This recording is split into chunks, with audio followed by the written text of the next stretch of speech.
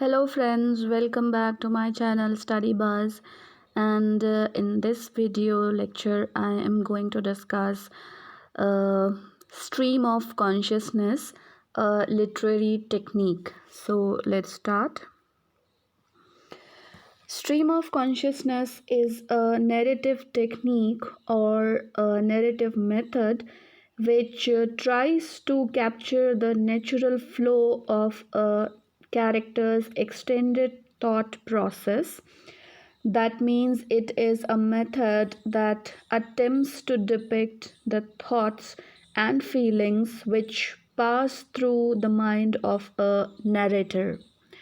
It incorporates sensory impressions, incomplete ideas, unusual syntax, and rough grammar. The speaker's thought processes are more often depicted as overheard in the mind.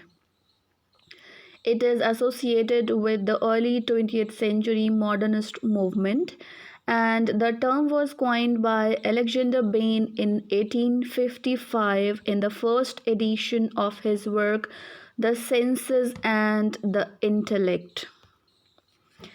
But it is commonly credited to William James, who used it in 1890 in his works The Principles of Psychology. The term was first appeared in a literary context in The Egoist. The Egoist was an English literary magazine published during 1914 to 1919. The term was applied in a literary context in the magazine in April in 1918 by May Sinclair in relation to the early volumes of Dorothy Richardson's novel sequence Pilgrimage. And Pilgrimage is a sequence of 13 semi autobiographical novels published between 1915 to 1967. The stream of consciousness is a device that gained popularity in 20th century literature. It is generally considered a modern style. It has also been suggested that Edgar Allan Poe used this technique in his short story The Telltale Heart in 1843, and Leo Tolstoy applied this technique in his work War and Peace in 1869 and Anna Karenina in 1878.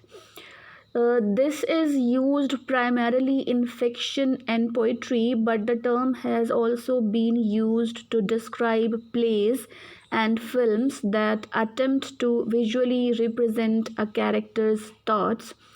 And in literature, there are multiple examples of this technique used by writers, and the very famous examples are given here. It is used by James Joyce in his works Ulysses and A Portrait of the Artist as a Young Man, and Virginia Woolf by her novel Mrs. Dalloway, and it is used by David Lodge in his work The British Museum is Falling Down, and William Faulkner in his work As I Lay Dying.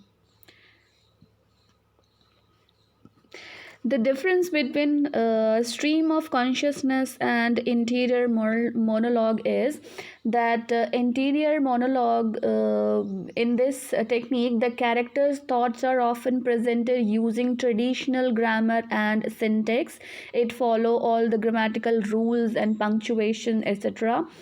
It relates a character's thoughts as coherent, fully formed sentences, as if the character is talking to him or herself.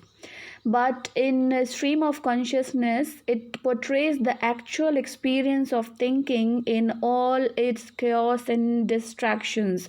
It does not follow any grammatical rule and punctuation. The stream of consciousness is not just an attempt to relay a character's thoughts, but to make the reader experience those thoughts in the same way that the character is thinking them.